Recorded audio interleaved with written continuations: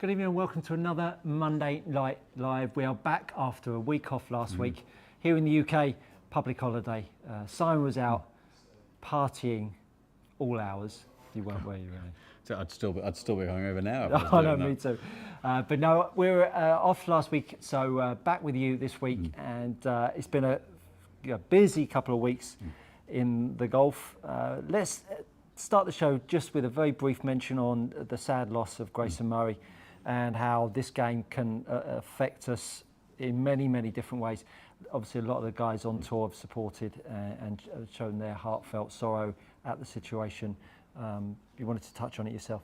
Yeah, I think we thought it was worth a brief mention. I think it's still one of the big stories in the game the last couple of weeks. I think from a guy who won earlier in the year, had seemingly got himself sorted and his demons under control, and then boom, just gone. I think we saw how that affected like Peter Malnati, who was playing with him, and just I think the players remembering they really are a family. And I think Rob McIntyre had his dad on the bag this week, whether it's a direct result of it, but wanted to just enjoy being on the course. I think hopefully we might see the players just being a little bit more appreciative of what they're doing, and that they're out there and just that they're the ones who are lucky enough to be out there, because as the guys have said, you don't know what's going on underneath, but let's hope that this opens up a bit of conversation and helps everyone's mental health out there.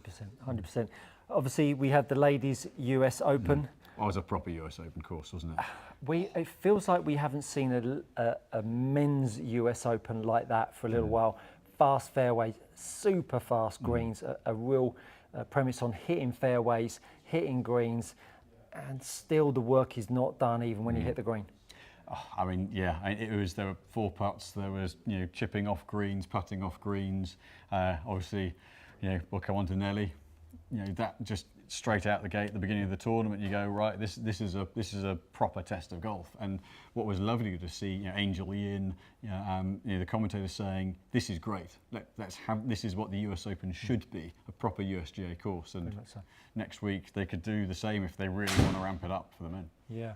Lexi Thompson, David, our front of house manager, talking about how long Lexi has been playing the game, and obviously to hear her retiring at the end of the year, it's crazy when you get people like Lexi, Sergio Garcia, Justin Rose, when these guys and girls have been out on tour from such an early age, and then Lexi's taken a decision to move on. You really, people are going, oh goodness, I can't believe she's packing up. It takes a toll, and I think Grayson really kind of highlights that the rigours of playing on tour, travelling. We see Georgia and Charlie in here regularly, travelling the world. The rigours of travelling, playing tournament golf, the stress of it all. Is it any wonder why we see people like Lexi having? Well, I mean, she says retirement. You don't know whether it could be 5 or 6 years of time out and then a bit of a reset and comes back. I think you're quite right. Her press conference when she announced it, I think told everything. This is her 18th straight US Open. She's only 29. Yeah. She first played at 11. I mean, God, it's bad enough. Weekend four ball. Some of the having a whole little downhill left to right her, but I think that showed the fact that she was trying not to, but she broke down in that press conference. I think that's a perfect example of there comes a point you've got to go, am I enjoying this? And I wonder, she's had her struggles with the short game. She's had a fair share of critique out there. For someone who's actually been at the top of the game for such a long time, it's hard being in the spotlight. And Kate only said yesterday, the girls play not hungover. Freudian slip that one. The girls play jet lagged the whole time. Their US career all over the place, less scheduled, I think, sympathetically than the guys in that respect. That's brutal. Yeah. We've got the discs as per usual of both channels. So if you would like to ask Simon or I any questions, if you can, keep it to Good Golf Coaching for the swing instruction or golf swing tips. If you want to then keep it to Precision Golf for the club equipment, that would be great.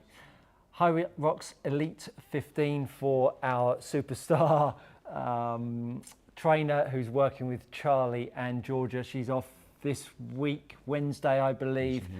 Friday, 5:30. It'll be on the High Rocks World YouTube channel. Then World Mixed Relay for Kate, Team England, Sunday at 4:45. It's going to be a heck of a weekend. James is going out with the nippers. He's going to be SpongeBob all weekend. The kids are going to be looking after the kit. It's going to be a real family affair. And I think from all of us, we could not be more proud of Kate's efforts. A hell of a journey. Talking to her about it, a hell of a journey from, full-time mum, part-time trainer, to now full-time athlete, full-time trainer working with some of the best golfers in the world. I mean, what a journey that Kate's been on. Obviously done triathlons and Ironman and all that kind of stuff.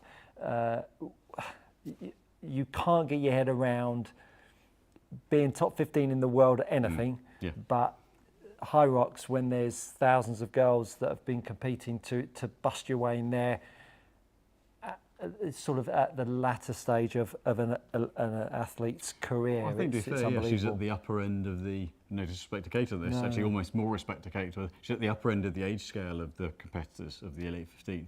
Obviously been barely 2 years I think she's been doing it. So yeah, a great achievement. I mean, it's painful enough watching her, let alone what she must, the dark depths she must go to. So we absolutely wish her all luck.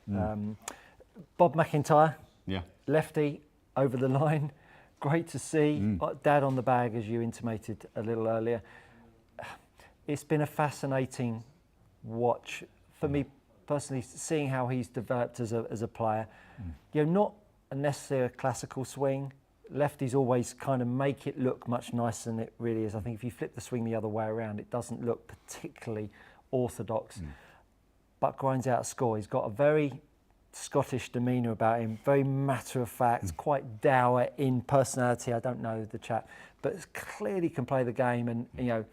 And Rory snatched that victory from the Scottish Open away from him earlier in the year when Bob actually did super well to get it, finish the way he did.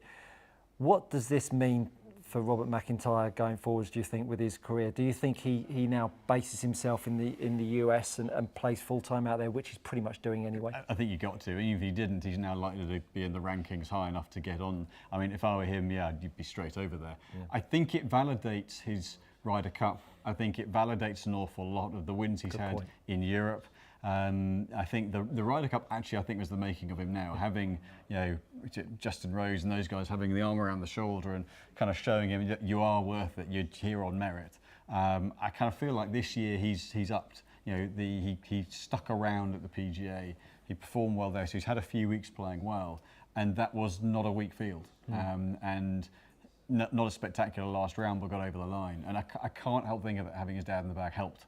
There was, I think, after the first round, there was some kind of joke coming off. I can't remember what it was, but I think that it kind of helped him get off thinking too much about the golf and just enjoying playing. So, not going to be a long-term thing, clearly, but I think it's great to see. And he's got it's not a classic game, but it's a gutsy game. He's got a very Scottish though, isn't it? Short game. It's like a working man's game. Anyone you saw.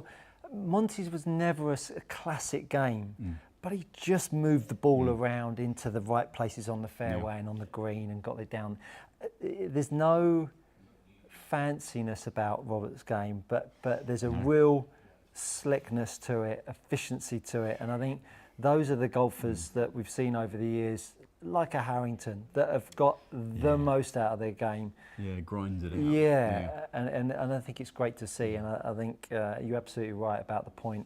Ryder Cups can either blossom a career or kill a career, and I think in Robert's case it's absolutely made it blossom. Then the Ryder Cup story I like about him was that on the way home he didn't get the private jet with all the guys, he got an EasyJet flight with his mates. Good on him. Great stuff. Great stuff. Let's take a little look at the iPads. Nice to have everyone watching along. So we've got Glenn 400 on. Thanks so much for dropping in, Glenn. Hi guys. Question for Simon on the course I suffer with right being the main miss when trying to draw the ball. Is my issue aiming or is it the club face being open? Well, if it's aim, then it's going to start right and stay there. If it's club face, well, I guess they can both technically start right and stay there. I think the honest answer is I don't know. It could very easily be either. If it's club face, it's more likely to start right and bleed right. If it's aim, it's going to start right and try to come back a little bit more. That would be as a kind of a general gauge. Because if it's just the club face, then it's going to be moving away from target. Whereas if it's aim, you can bring it back on more easily. So that would be the easiest way to know which one it is. Yeah. Robin Morton, hi guys, nice to have you back. Nice to be back, Robin. Can you hit a dark speed max with an Acura GX140 M2 at 90 miles an hour, please? So I'm not using that all as backdrop. Now we've actually had a request of club head speed. Goodness me. GX140, wasn't it? Yes, I'm going to pop over to the Good Golf Coaching channel. David Burton, good evening, David. Nice to have you. Hi guys, just wanted to say a massive thanks for my lesson last Wednesday with Stuart.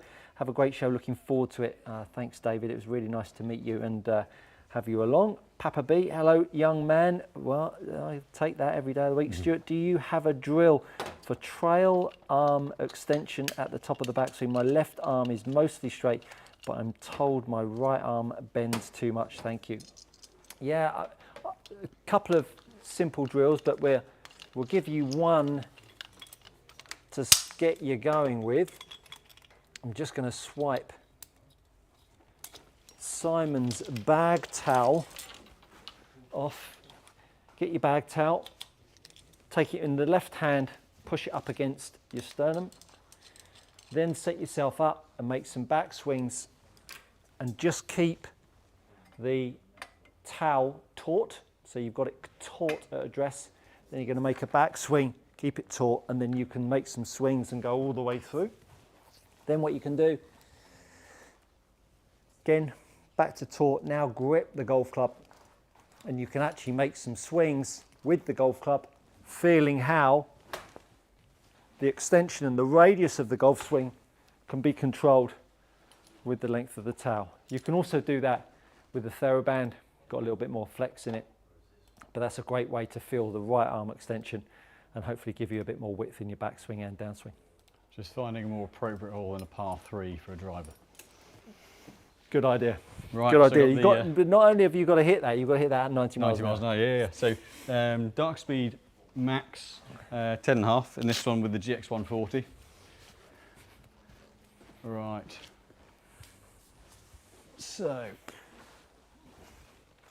So the max is the more draw biased and should create a little bit more spin. GX140 had great results with this so far. So, right, so 90 mile an hour, right. Let's see.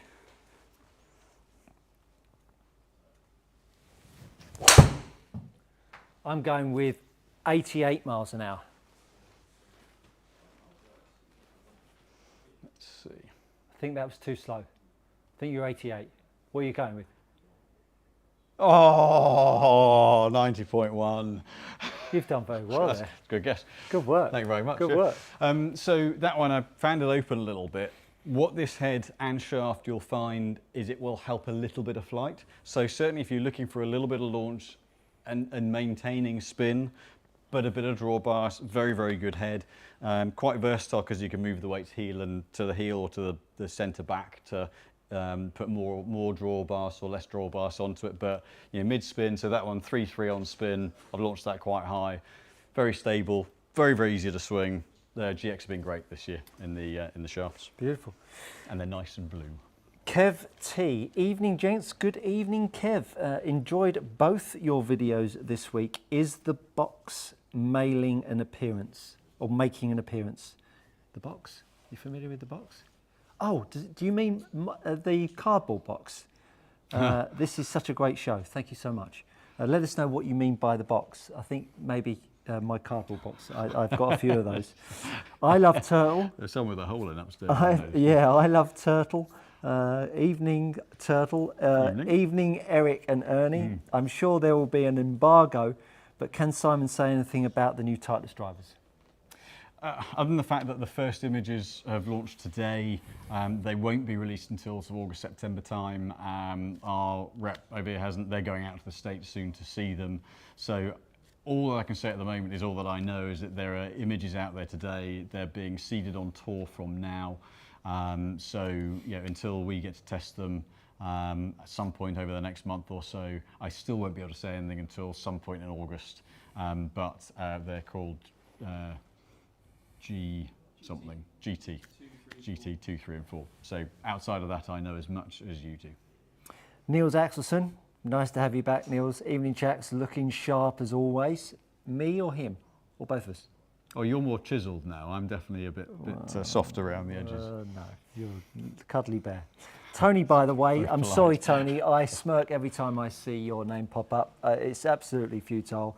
My apologies. But Tony, by the way, evening chaps, good to have you back. Any chance Simon could hit the Smoke TD 9 degree in an Acra TZ6 M4 in 50 grams and the CB version in 60 grams, please?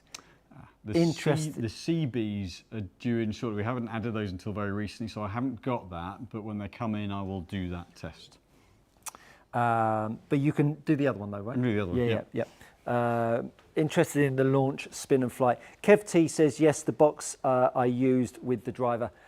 No box this evening, Kev, unless you want me to go upstairs and get it or demo something, but no box with us this evening. I'm going to pop over to the swing channel just while Simon bolts together a golf club. Let's take a little look over here. Over par Mike. Good evening, gents. Thanks to Stuart for all the help correcting my wounded mallard hook earlier today. Feel very fortunate to have access to such good golf coaching and facilities. You're welcome. You're welcome. I'm guessing that that's Michael. That's the over par Mike. A quick question on ball position for ball above or below feet stances. Does this change at all from a level stance? Also, do PG fit many 44-inch drivers, which are seemingly popular on tour? Do you want to answer that one up first? Yeah, we do a reason. I mean, the tour guys are often using. They go between 44 and 45. They are creeping longer because they're trying to squeeze a little bit of extra distance out. So they used to be more 44 to 44 and a half. Now much more in the 44 and a half to 45. So I mean, Rory's down at, he's flitted between 44 and 44 and a half. But yeah, a lot of them are creeping back towards the 45, but rarely going over. But yes, we do fit 43 and a half to 44, a reasonable amount. Yeah. Yeah. So regards the ball above the feet or below the feet, it was always thought that because the ball is above the feet, you swing more around yourself and it hooks more, and ball below your feet was you swing more upright and it slices more. Nothing to do with that. You're simply changing where the loft is pointing. So the more that the ball is above your feet, the more the loft is looking left. The more the face is below you, the more the loft is looking to the right. What you've got to consider, particularly with a pitching wedge, because you've got so much loft on it, the ball will go over your left shoulder as quick as look at you. What you've got with a 5-iron is you've got more curvature in the air. So actually, there's sometimes not that much differential between how far right you need to aim with a wedge as you do with a 5-iron. But what is the differentiating factor is how much you aim right for a ball above the feet, dictated by the amount the ball is above your feet. And if you can start to get a flavour of what that effect does to you, and if you're a drawer of the golf ball, it will exacerbate the draw. And of course, if you're afraid of the ball, it will exacerbate or reduce the amount of draw because you're afraid of the ball. That's something that you need to put into the melting pot of your own swing dynamics. But fundamentally, more ball above your feet, aim more right, regardless of the golf club. Keep it all the same, and ball below your feet, depending on the slope, more that you have to aim to the left. I've always been weird on that one. I find ball below, because I've always been kind of over-rotated. Ball below my feet, I actually turn over. So I end up going chasing it. And above my feet, leave it right. Yeah, unless it's a short iron, then it can. Yeah, again, most people, when the ball's below the feet, are more unstable in that environment because most people are more toe heavy, and so they shut their leg action down, which then makes someone susceptible to chase it, would do it a bit more. So actually, ball below your feet, if you don't use your leg action well, you could end up actually Pollock in it. Yeah, most definitely. That'd be me then. Jeff Berger, putter fitting measured at 3.5 degrees, effective loft and rise angle of 1 degree down. Software indicated ball launch with backspin. What is optimal rise angle and how do I move in that direction? Fitting one. Yeah. Well, I think, yeah, so launch-wise, optimal launch is around 1.5 to 2.25 degrees. So it's one, there are lots of different ways of getting there. Ideally, you're doing it by hitting up and not adding loft, because then it's you're not putting backspin on. So the more you add loft, if you hit down and add loft, you're going to add backspin. Ironically, you can actually, if you hit it into the ground, you can bounce the ball a lot as well. So hence that little bit of an upstrike is good. I mean, you get some players who, like Zach Johnson, had backward lean, hit up on it, but then played about a -1 loft. So depending on your dynamics, you want a little bit of an upstrike, but I wouldn't go searching to hit on it. You don't want to be 3-4 degrees up, because then you're starting to launch it too much. It's a slightly difficult one, in that without having, if you've got something you can practice with to groove that in, great. If not, it could get you in some trouble, but ideally only a slight upstrike, and then depending on your delivery, then have the putter loft adjusted to suit that strike point. Yeah, and to Simon's point, I mean, you can hit up on a ball, if that's your putter shaft, you could hit up on a ball with the shaft leaning forwards and the handle rising up, the head rising up, and you could actually hit up on the ball with the club head swinging, rising up. You've got a de-lofted putter face rising up, which will deliver at 3 degrees up. Could, if you've got forward shaft lean of 5 degrees, you've now taken 8 degrees of loft off, and then all of a sudden you could have a putter head swinging up at 3 degrees. You're now adding 3 degrees of loft, and you've got 3 degrees on your putter. You've then got 6 degrees of positive loft. So you can't. It's so difficult unless you know how you're creating loft and angle of attack in relation to your start point and return point. We're throwing darts into the board with our eyes closed. So super difficult to answer those questions, and that goes exactly the same for delivery on driver. TrackMan and these measurement devices are invariably only measuring the club head. They're not measuring the shaft in a lot of cases, and so it becomes very difficult until you actually see what's going on to quantify exactly what you should do with your putter and loft angles. So we're not trying to dodge it, it's just we wouldn't want to give so you many parameters that could influence it. Most important thing, get it square at impact. Yeah, big time. Let me quickly smite to this. Fire that one away.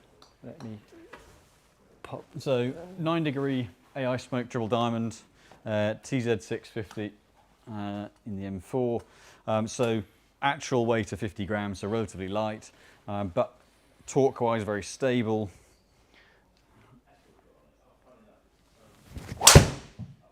Oh, that sounded nice. So weight at the back I'll put on this one. Yeah, I mean it's a low spin head, stable torque-wise shaft. That was naughty. Get that in your bag, whatever it is, get that in your bag. And so for me, the only reason this actually works well for me as a club head, but if I tow it, it knuckles spin off. But that wasn't too bad for an old boy. But yeah, lightweight, very stable on the shaft without being harsh, and a good low spin head. And he's going to have a whack now. That sounded delicious. That sounded delicious. AI Smoke's been very good for ball speed this year. Has it? Yeah. Particularly good if your miss is a hair heel side. They're a really good head. Oh, is that right? Is that right? Well, that was out the toe and down the right, but is she drawing back? Should be coming back if it's towed it. No. I'm going to have another go at that. It came in off the tree. Yeah. I'm just having a little... oh, God. Look at my club head speed. I'm getting old. Well, you and me, I did hit a few shots before. Oh, no. Okay. Okay. Fair dues. Prepping something. Okay, there was method to the madness. Shots. Yeah. I don't mind that. So as a head, dangerous for you because of your low spin. So that's where that's 1500 revs. Yeah. So that's where for someone like Stuart, who's low spin, this head has that little bit of a nosedive in it. But being very, very good heads, the versatility of moving weight back and forward, very good. Good for ball speed. Very good. We've got John Puckett. Love the channel. Fantastic. Give us a like and a share if you can, John. Love the channel. How does the DG120G X100 differ from the KBS Tour V120X? Very different. So obviously weight's very similar because they're both 120, but the way they swing is completely different. The Tour V is more, the balance point's more towards the handle end. It's sort of mid to upper mid, so swings lighter in the club head. The Dynamic Gold 120, very bottom end heavy. So if you're someone who struggles to square the face up, then the Tour V is going to be easier to get that face square. If you over rotate it and need the club to drop down and drop in to kind of hit against the weight at the bottom, the Dynamic Gold is going to be far better for that. But they're so very similar on weight, very, very different on the way they move and swing. If this is your first time watching us on a Monday evening, we are here every week, apart from bank holidays and luxury holidays that Simon goes on. Oh, this is my wedding anniversary today. I'm very committed. Is it? Yeah, yeah. Oh, how many years is that? 13th year, 20 years together this year. Is it? Poor thing. Just Man put and up with boy. me for 20 years, yeah. We're here every night, every Monday, should I say, 6 p.m. So do give us a like and a subscribe if you're new to the channels. Phil, evening, guys. There's lots of E's. How to make the grips more tacky without changing sandpaper, cleaning as well. I always use, I don't know what you use, I just use a bit of fairy liquid. Yeah. Stroke them in anger. Rinse them with cold water.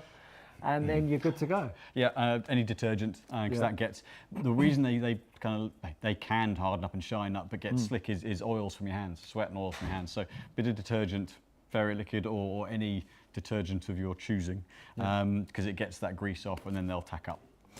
Michael Barber, hi guys. As a 20+ handicap looking for some help in the iron department, maybe game improvement, is there a particular brand and model that stands out to you? Many thanks.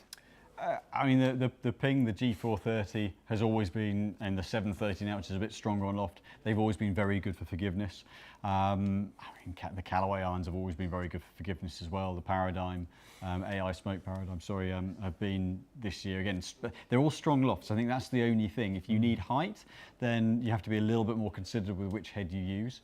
You know, Mizuno with their JPX range have got the HL, so that helps to get it airborne too. But every brand does a forgiving head now. Titleist with the 200s and the 350s are very forgiving. Say Mizuno and the JPX is very forgiving. So most brands will do something that's suitable. So actually you can tune in a little bit the look and the brand that you want just from a confidence point of view and a feel-good factor.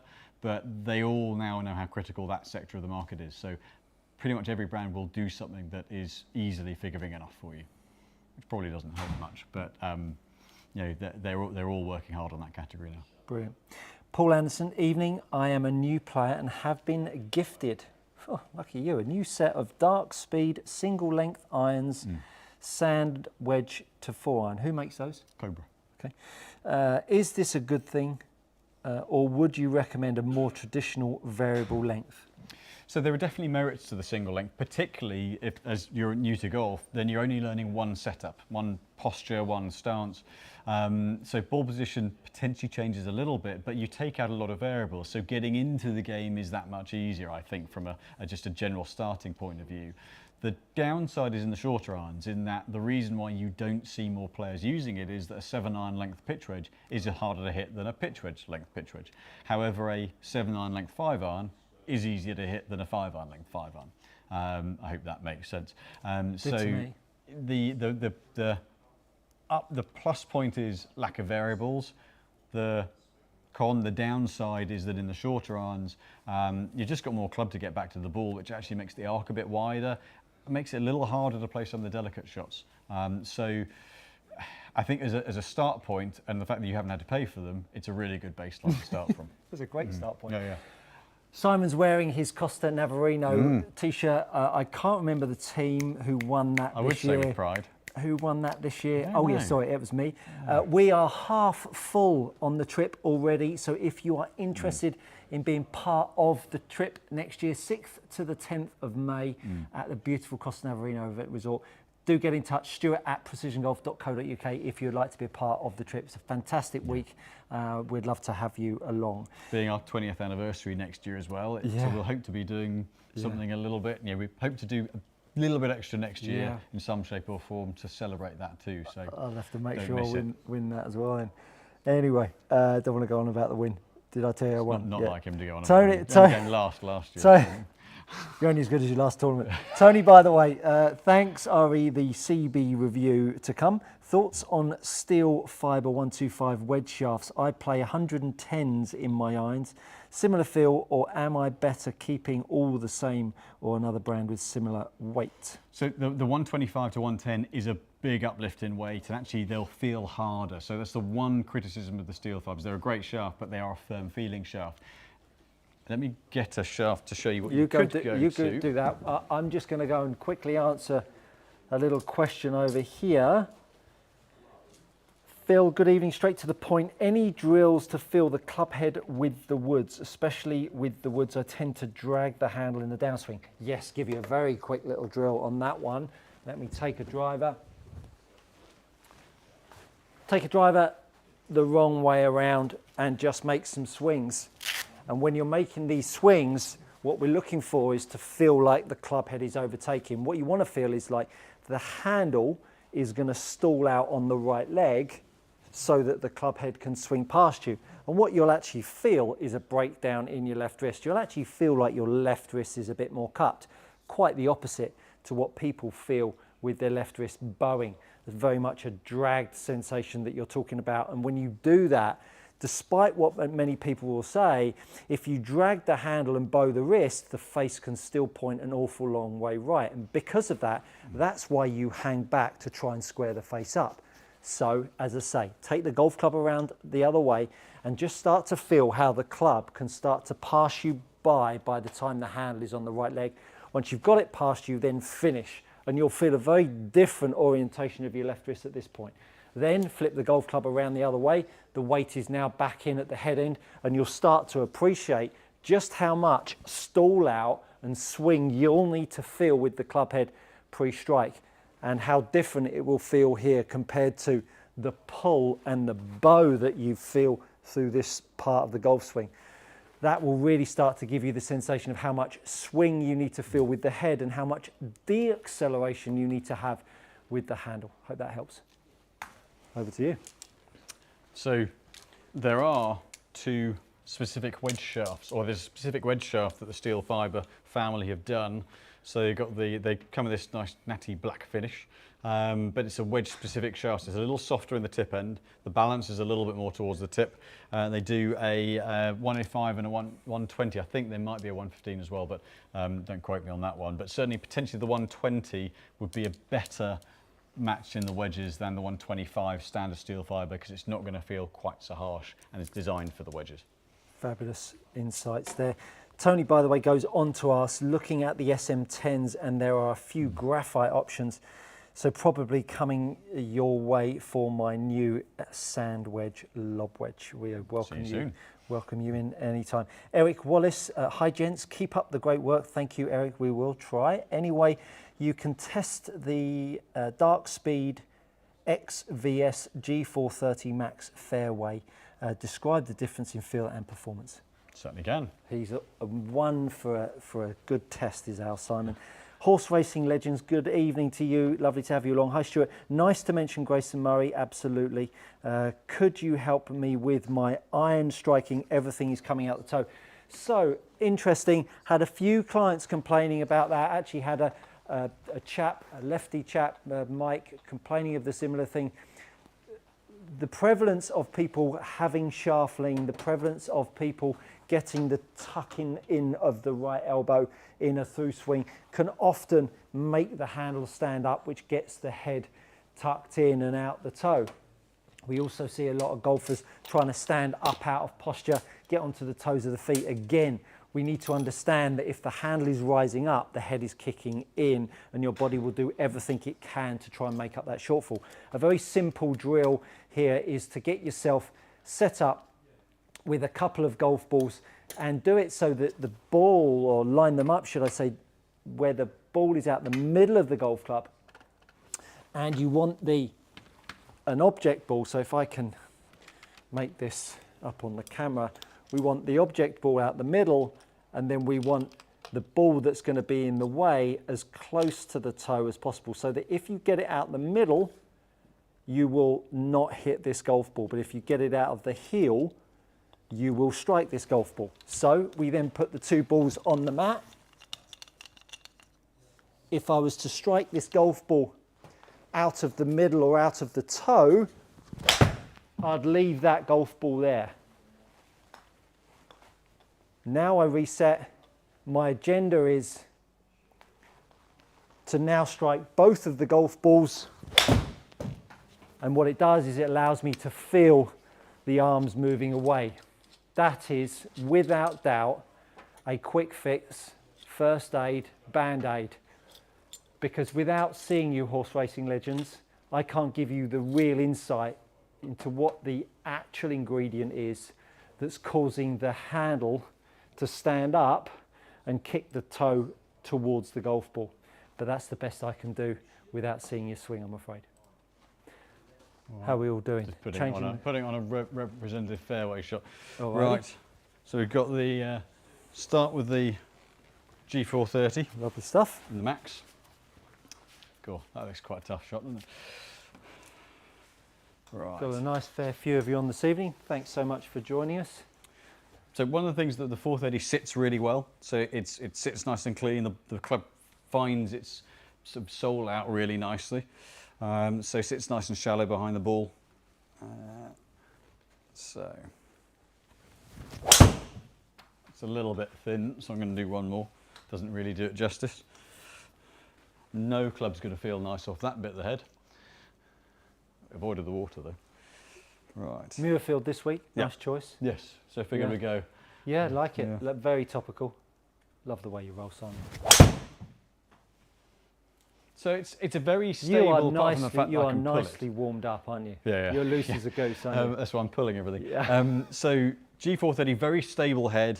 It's not a kind of a hard sounding head. It's got a nice feel off the face, but gets into the bottom of the ball well. So that one, it's more of a mid-spin head, and with the 430, it's good to get a little bit of launch.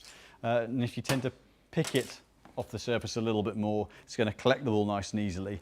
But it's good for keeping a bit of spin on. But very stable through the ball. So it's a kind of head you don't really notice a miss hit too much, which is always nice. Not many people have said much about what we're wearing recently, which is nice, isn't it? Normally they sort of hurl abuse at either what you wear or what I wear. I've enjoyed that. I've enjoyed that. Well, you're not wearing that 3D polo shirt, so. Coming to a YouTube screen near you. Right. Let's have another question here. Brandon Law, does lie angle on fairway woods matter, and how do you solve the upright problem for shorter people? So lie angle does matter from a ball striking point of view. If the club head's very upright, then you only got a very small part of the club head that you're striking the ball with. So you get a basically low heely, spinny, weak shot out of it. It's a slightly tough one. You can only solve it. Ping have a flatter setting. Titleist technically have a flatter setting, but it's not an awful lot. But you can only really solve it by shortening the length down so that the club, instead of sitting there, starts to sole out better. Then you actually have more of the club face to use at contact, so you're more likely to get better performance out of it that way. But it is something that is a relatively, I would say, big issue, but it's an issue through the whole industry because most of them set them up a little more upright to help the toe come through to not miss to the right. So you can only do anything about it if it's got an adjustable sleeve. Yeah. So Dark Speed X, similarly shallower head, similar flat sole, so soles out nicely, a bit like the Ping. It's a little bit more rounded on the sole, so actually it looks like there's a little bit less to hit with, but still a nice neat club head. Oh, that one's swing weighting a little bit heavier. The mat feels good. Let me grip down that a fraction. So if I got the face on it, that would help.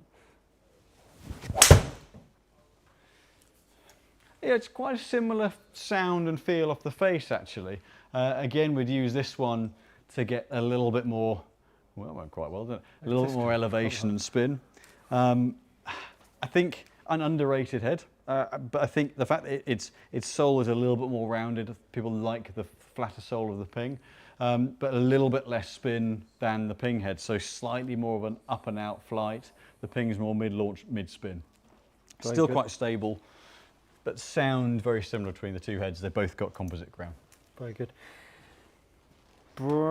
Mitch Blackham asks, evening guys, evening Mitch, struggle to get launch on a fairway wood, club speed in the high 90s, everything comes out low with low spin. Any tips, ideas on club recommendations to help would really be appreciated.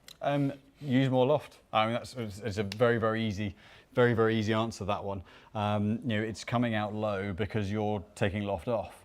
So you don't necessarily have to be hitting down it a lot. Some players deliver a very strong shaft lean. And so if you're doing that, you're turning a 3-wood into a driver, you're turning a 5-wood into a 3-wood. So we do a lot of sets where it's 5-wood, then 7-wood instead of 3-wood, 5-wood to get representative launch and spin for where they sit in the bag. So don't be shy of using enough loft to get you a 3 on the first wood from driver, a 3 to 3,500 revolution backspin performance. That's the sweet spot there. And a 5-wood, you want high 3,000s pushing 4,000. In the same way with irons, we change loft, or drivers, we change loft to hit a certain ball flight. Do the same with your fairway woods. Yeah, absolutely.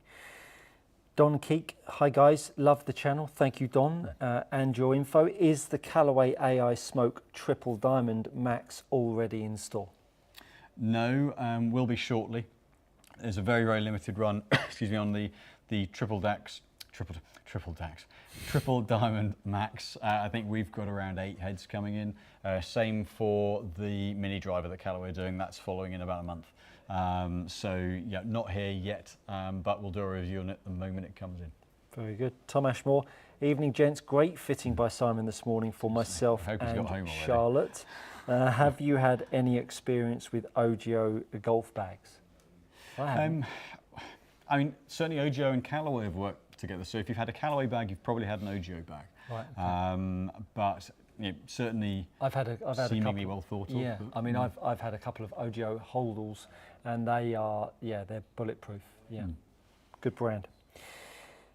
Martin Williams, do you think that if you swing a driver at about 92 miles an hour, swing a 7-iron at 78 miles an hour, is that too slow to play, say, a Pro V1 or a TP5? And if so, what would you recommend, please?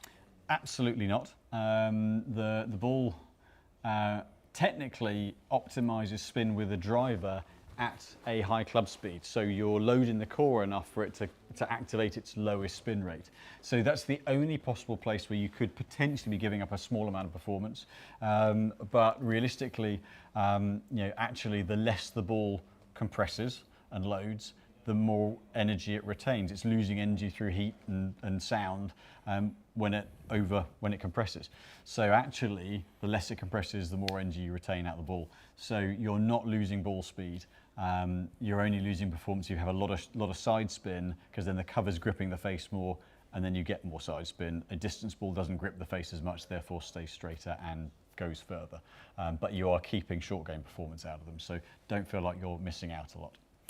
Over on the Golf Swing channel, Devon Vesti asks, hi Stuart, future video request suggestion, would love a swing analysis on Xander Schauffele. Thanks in advance, absolutely, pop that in the diary. Bama number 1, evening gents, great show as always, thank you very much Bama. Stuart, any chance of you doing a putter training instructional video on your channel to help improve accuracy? Absolutely, we'll pop that in the diary as well. Gary Sutterfield, always makes me nervous when he comes on. Hey Stu and Simon, welcome back. Hey Stu, I didn't miss the origin of the broom story, did I? Oh yes, so Gary Satterfield asked me, I did a video on the broom drill. Now if you've not seen it, it is about a garden broom swinging it to give you an idea of how the handle and the head works. And he asked, where did the origin of that come from?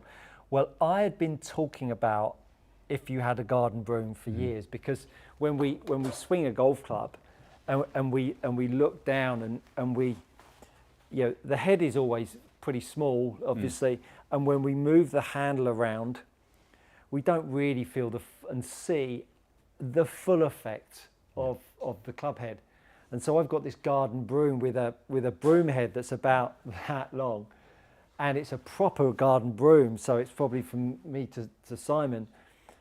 It really, I'd always thought about it, and I'd referenced it so many times to clients, and it was only until I got my YouTube channel up and running that I thought, do you know what, I'm going to just do a video on it. And I've done 5 videos now on the broom channel, and I think it's sweeping the nation. Those of us here know there's only one source of a joke like that. That's James's. Maybe 2 sometimes. But it didn't come from anywhere other than I'd always talked about it with my clients, and I think I'm probably close to the region of a couple of 100,000 people have watched the 5 videos now. But the funniest kickback from that was I had someone tag me on Instagram of his wife in America going out to the back garden saying, "Love, I'm just going out to the back garden to sweep the drive." And he's out there swinging this broom in his back garden as his wife is videoing him swinging and commentating, and he tagged me in on it. It absolutely rolled me up. It was fantastic. I tried swinging a broom. Blooming hard work. Yeah, it is not easy. How heavy a broom is. Andy Corso, any tips for reducing grip tension, especially at address? Don't say beers. Well, if your grip is on the weak side and you've battled the right, you're always going to have invariably a tight hold. If you battle the left, invariably you have a light hold, because lag and load in the downswing holds the face open. High grip pressure and pushing the club head away on the downswing helps you square it up. So light grip pressures usually come from strong grips. Tight grip pressures come from weak grips invariably. Andy Corso, cheers. Gary Sutterfield, also cheers.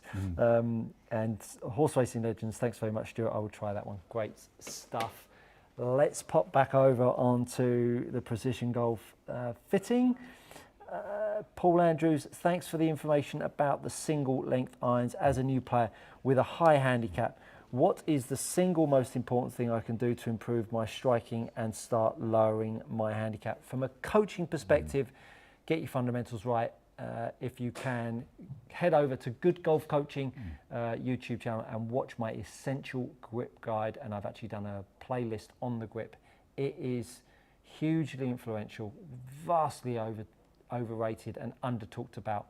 Do go over and check those out. On the equipment side, what would you say? Equipment's a tough one, really. I think I would always say your fundamentals of your setup and your grip and posture, balance.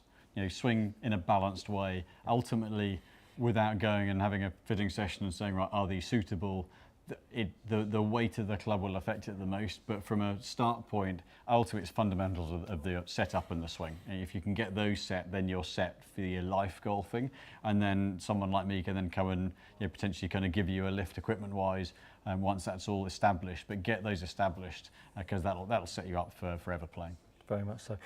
Richard Skinner asks, Simon, I was recently fit for the Srixon ZX7 irons, DG3 S300s, fit with the 7 iron. I'm struggling to consistently hit the 6 and 5 iron. Would the ZX5 in these irons be more forgiving? Head-wise, yes. There's, I guess it's 2 elements to it. The dynamic gold is a strong shaft, so it can. If you've been fit using a 7 iron, if someone's not been sympathetic to what the longer irons are going to do, then the shaft weight will have an effect on that. But from a head point of view, yes, the ZX5 will give you definitely a little bit more margin of error. Yep, very much so. Tom, hi Simon, I'm coming for a fitting later this week. What shaft options do you have for the Mizuno Fly High? Sorry, Mizuno Fly High. So Fly High wise, we've got basically a range of steel shafts to test with, a range of specific driving irons to test with, and then any of the hybrid shafts also work well in those. So we've got quite a lot still, probably about 30 odd that we can test with them. Quite a few options. So Depending on what suits you, we've got a mixture of composites, a mixture of graphites, and a mixture of steels. I've jumped a few questions there, so my apologies. Poor eyesight. Brandon Law, are DG 105X100s meant to be a constant weight shaft? Any taper tip steel is effectively a constant weight shaft. Well, not any. There are some that pitch stronger than that. So things like the AMTs, they get progressively quickly heavier into the short irons or lighter into the long irons, depending on how you look at it. But any standard progression of weight within a taper tip set is to all intents and purposes, is a constant weight. So yes, the Dynamic Gold 105s in the taper tip are all constant weight. Richard Skinner, after asking about the ZX5s, goes on to say, I have just purchased the Callaway AI Smoke Triple Diamond Max driver, a panic purchase. We've all been there. We've all been there. Without testing, have you hit this driver? Any thoughts? Not yet, no. We will be receiving them any moment. I mean, thoughts-wise, essentially, it's one that's been, it's out on tour. And here's the site, is that is it really needed in the range? Possibly not. It's a little bit more, it's going to sit between the AI Smoke Max and the Triple Diamond, but the Triple Diamond with the weight back is pretty stable. Smoke Max with a little more weight in the front gets fairly close to where the Triple Diamond Max is going to be, except the Triple Diamond will sit a little bit more open. So it's one of those, it's low release simply because the tour players have got it, they know they can make money out of them, they'll get it out there. It's a bit more forgiving, the Triple Diamond, and a bit higher spin. Yeah, it's a fairly safe head in that respect, but yeah, I don't think it's going to be anything remarkable. We've got close to 100 people watching. We'd love a few extra likes and a few subscribes if we can. We love having you along, and to keep our channels growing, it would be a great help to us. Thank you so much. James Doherty, evening guys. Thanks as always for the great content. I have had my driver done at PG already.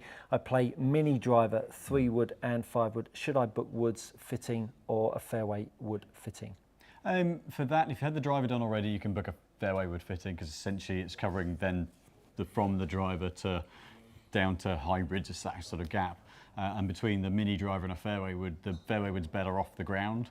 The mini driver, obviously a bigger head, is designed really just for teeing off. So we'd be able to establish what's the most important role for you for that club and for where you play, and then set those bits out for you there.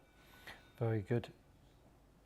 Loss St Patrick, currently playing a driver at 45 inches, big boy, and I think it's too long.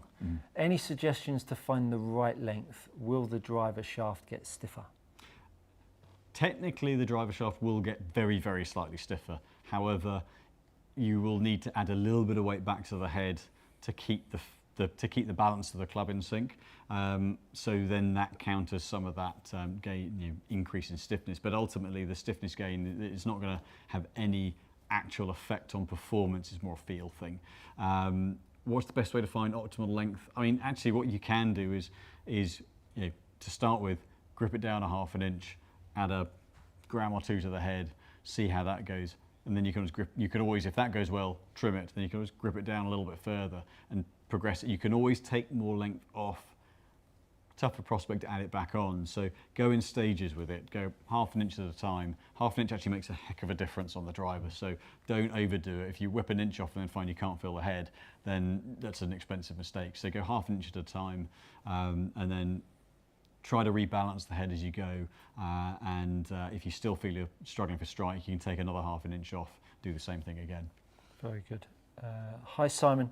Oh no, excuse me. I saw Tom at the bottom there. Paul Andrews, perfect. Thank you as always. I will go and check out the coaching channel. Thanks so much. Lee Roberts, hey guys, love the show. Keep it up. Thank you. If I was to change grips on my clubs, is there a weight it has to stay within, say, from 55 grams to 65 grams? Would it make any difference? And if so, what would it do? Thanks, Lee. So you don't really want to change it by more than 5 grams. So whatever your grips are now, unless you're changing anything else about the club, if you go more than 5 grams difference, then if it's going heavier, you're going to reduce swing weight by maybe up to a couple of points. So in principle, it's 5 grams per swing weight point. You can probably get away with up to 5 grams. Anything more than that, you're increasing dead weight to lose feel of the head. So to keep feel of the head, you then got to add another few grams to the club head, and then the total weight of the club's creeping up, and that can tip it over the edge from a playing point of view. So if they're going well and you just want to change grip, then keep them as close as possible to your current ones. And the same applies if you're going lighter by 10 grams, then it's going to make them swing a couple of points heavier. So it does affect the balance a lot. It's something we've been much more keen on making sure we're conscious of during fittings in the last couple of years or so. Lee Roberts goes on to say, was thinking of adding Arcos in the grips, also the plug-ins, Lee. So the only complication, if it's the screw-in plugins in the top end, they're fine. They're actually really very light, and they're easily removable. If you're using the ones with the sensor and the grip cap, then the grip cap goes to about 3/8 of an inch. So you have to grip below the sensor, below the line on the top, to keep them feeling the same. We're going to go down to Tom's question as we're pretty much run out of time.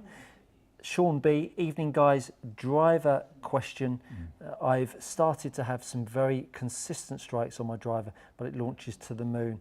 Adjusted to 9 degrees, goes even higher. Drill ideas for lower flight. I would first of all, from a coaching perspective, just make sure that you're striking on the right part of the face.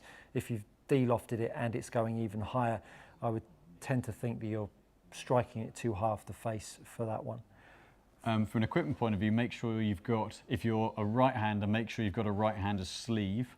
If you're a left-hander, you might well have a right-hander sleeve, because if you've got the wrong sleeve, then what you think is adjusting it down is actually adjusting it up. So that's something to check. So depending on what brand you've got, it can either be very obvious or actually quite hard to tell.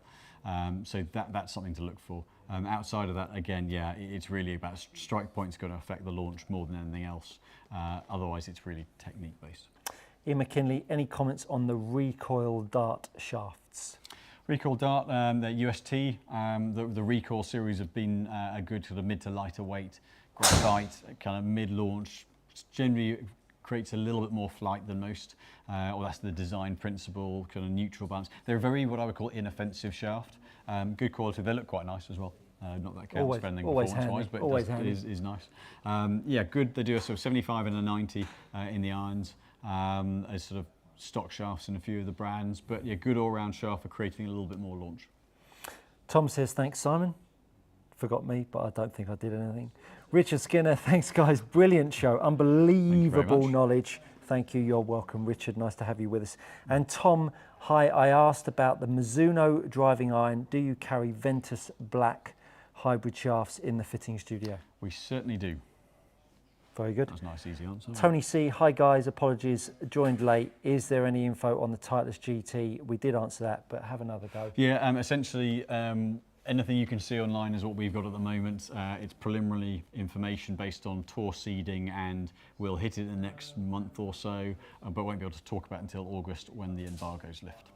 MY says Strixon are also 1/4 of an inch longer than that of standard. Overpar Mike says thanks both for the answers. And we boshed it out by 7 o'clock. Very good. Hopefully you enjoyed that little show. Yeah. There's quite a bit of knowledge going on between Simon and I, and what we'd love you to do is tell one of your friends to come and join us on a Monday night, so we can start to grow the channel, start to grow a bit more of an audience, because it'd be super to have even more golfers with us. Are you playing any golf this week? Am I playing any golf? That's a good question.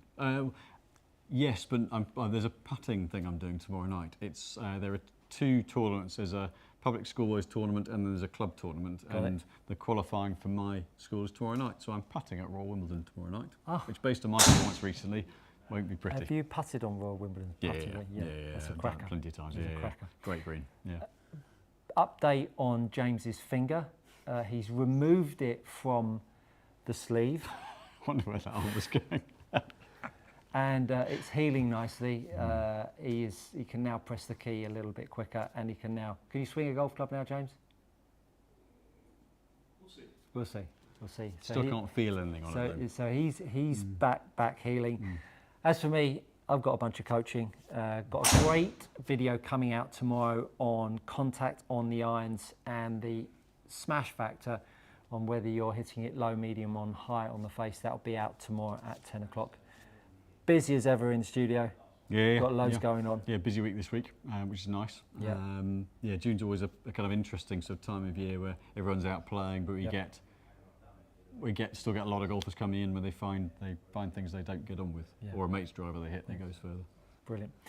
Once again, lots of luck to Kate competing in the World Champs this weekend. From all of us at PG, we wish you a lot of luck. Thank you so much for watching. Simon and I are back next week, 6 p.m. Get your questions loaded up and ready for us. Equipment, golf swing, we got you covered here at Precision Golf.